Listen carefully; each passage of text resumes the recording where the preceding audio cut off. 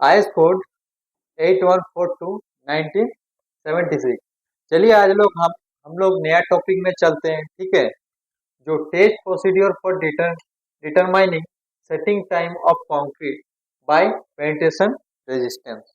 तो हम लोग आज सेटिंग टाइम कंक्रीट का कैसे चेक किया जाता है उसके रिगार्डिंग हम लोग बात करेंगे। देखिए, पर्पस ऑफ टेस्टिंग, क्या पर्पस है टेस्टिंग का।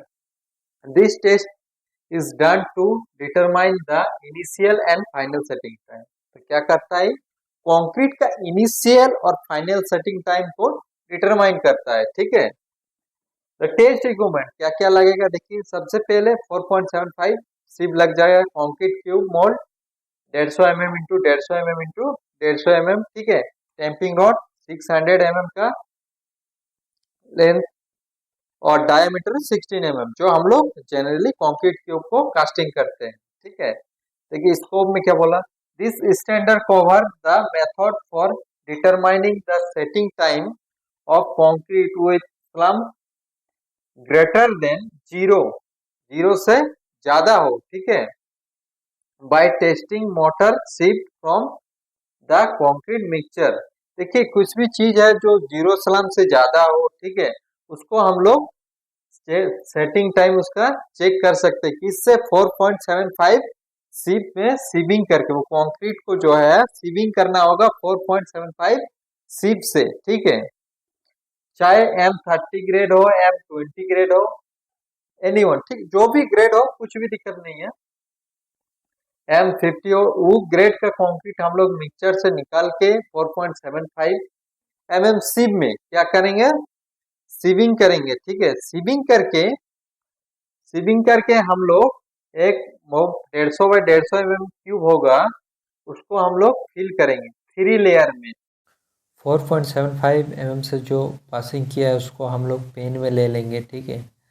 पेन में लेने के बाद क्या करेंगे, उसको 3 लेयर में फिल करेंगे, टेम्पिंग करेंगे। 1 लेयर में टेम्पिंग करेंगे, 25 बार करके हम लोग टेम्पिंग करेंगे, ठीक है।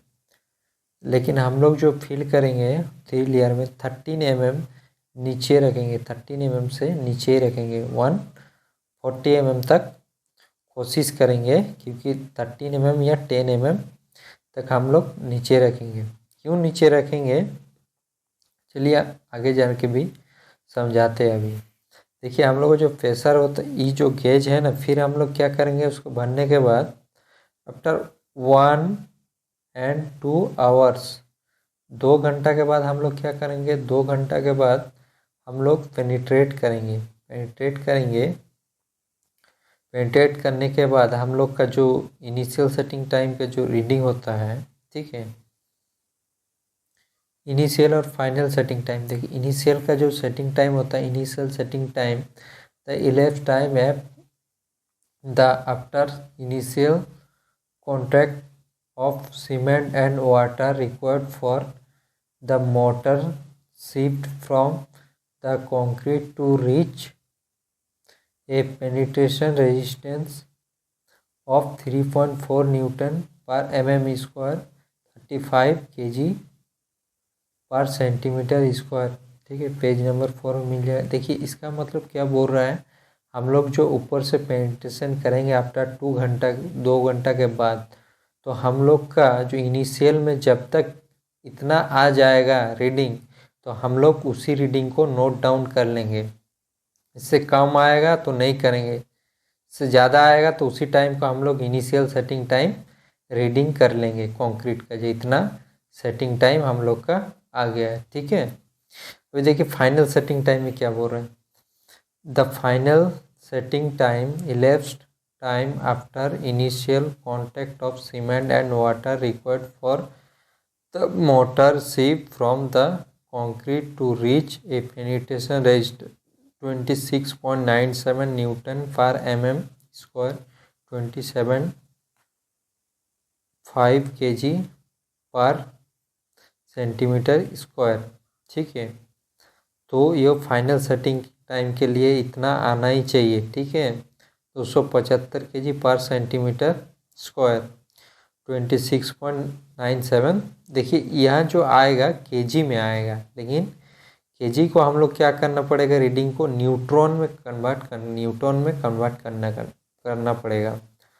देखिए 1 kg इक्वल टू होता है 10, यहाँ देखिए 10 न्यूटन समान 1 kg, 10 equal to 1 kg mean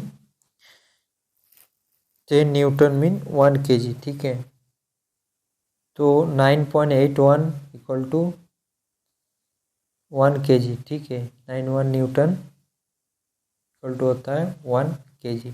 अभी चलते हैं हम लोग प्रोसीड्यूर देखते हैं। क्यूब कास्टिंग करने के बाद क्या करना, remove bleeding and water from surface of the mortar specimen just period of to making a penetration test by means a pipette or a suitable instrument till the specimen carefully to an angle of about 12 degree from the horizontal by placed a below under one side 2 minute।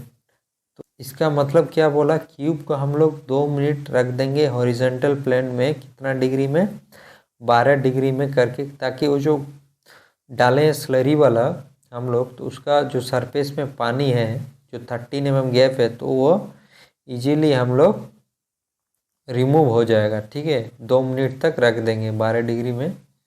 तो calculation penetration resistance in newton पर mm kg centimetre square as force required to cause a 25 mm depth of penetration of the needle divided by the area face needle। तो 25 mm तो हम लोग का जो penetration होना चाहिए, ठीक है, पर न्यूटन पर mm स्क्वायर केजी पर सेंटीमीटर स्क्वायर। 25 mm नीडल का जो है अपना 25 mm पेनिट्रेशन डेप्थ होना चाहिए। Penetration resistance apparatus spring reaction type apparatus gradually indicated actual needle load by the test apparatus shall be accurate to 10 Newton and 1 kg removable needle of, देखिए needle का जो क्या साइज है 645। After 2 hours के बाद हम लोग उन नीडल को पर डालेंगे। डालने के बाद हम लोग देखेंगे 3.43 न्यूटन पर mm स्क्वायर इतना आ रहा है ना, नहीं आ रहा है, केजी पर फोर्स पर सेंटीमीटर स्क्वायर इतना आ रहा है ना, नहीं आ रहा है। अगर नहीं आएगा फिर हम लोग आधा घंटा बाद टेस्टिंग करेंगे, ठीक है। फिर हम लोग डालेंगे 323 पर mm स्क्वायर नीडल को हम लोग डालेंगे, ठीक है, इंसर्ट करेंगे। फिर देखेंगे हम लोग का जो वैल्यू है इनिशियल में आ रहा है ना, नहीं आ रहा है। इनिशियल में जो 3.43 10 पर mm स्क्वायर 35 kg फोर्स पर सेंटीमीटर स्क्वायर इतना आना चाहिए इनिशियल में रीडिंग। अगर नहीं आ रहा है तो फिर हम लोग आधा घंटा के बाद हम लोग फिर 161 को नीडल को प्रेस करेंगे, देखेंगे। Resistance apparatus spring reaction type and apparatus graduate indication of actual needle load by this apparatus shall be accurate to 10 Newton kg per force removable needle of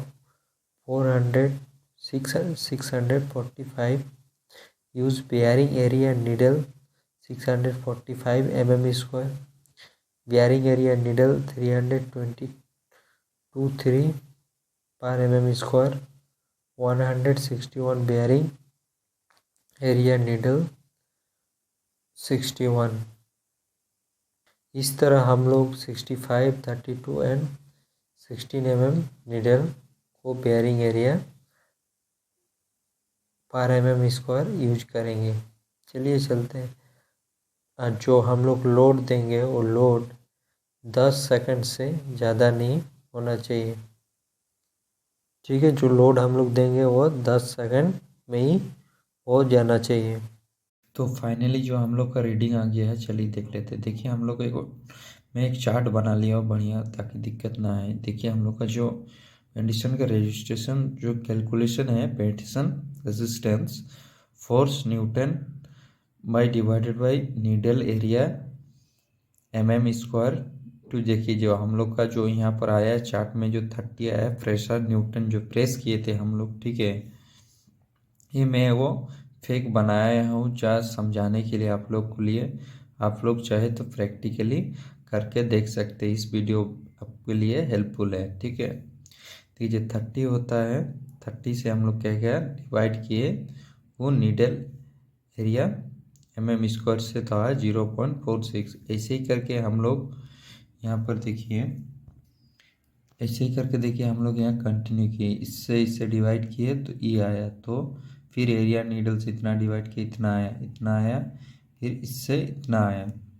हम लोगों के लिए जो चाहिए इनिशियल के लिए 3.43 और फाइनल के लिए 26.97 न्यूटन पर mm², ठीक है। हम लोग चलिए देख लेते हैं किस में ज़्यादा आएगा। तो 3.43 था, हम लोग इसका बीच में ले लिए, ठीक है। इसको एवरेज करके डिवाइड करके इसका बीच में लिए, रीडिंग को ले लिए है। तो हम लोग का आ गया, देखिए 3.89, ठीक है। इनिशियल और फाइनल आ गया 43.37 MPa। और कितना मिनट में, 490 मिनट में फाइनल सेटिंग आ गया है। और इसका इनिशियल सेटिंग टाइम 390 मिनट में आ गया है 65 mm। और इस नीडल में आया है, ठीक है। और हम लोग का 16 mm में नीडल में ये वाला रीडिंग आया है। चल लेते हैं हम लोग एक ग्राफ बनाए, चलिए देखिए यहाँ इलेप्स टाइम मिनट में है, और यह है पेनिट्रेशन रेजिस्टेंस इन MPa कितना हुआ। तो हम लोग का जो इनिशियल आ गया है उसी हिसाब से ग्राफ बना लिए हैं, ठीक है, इनिशियल का और फाइनल का। चलिए आशा करता हूँ वीडियो बहुत लेंदी हो गया है। वीडियो अच्छा लगा तो लाइक कीजिए और ज़्यादा से ज़्यादा शेयर कीजिए और सब्सक्राइब कीजिए। Thank you.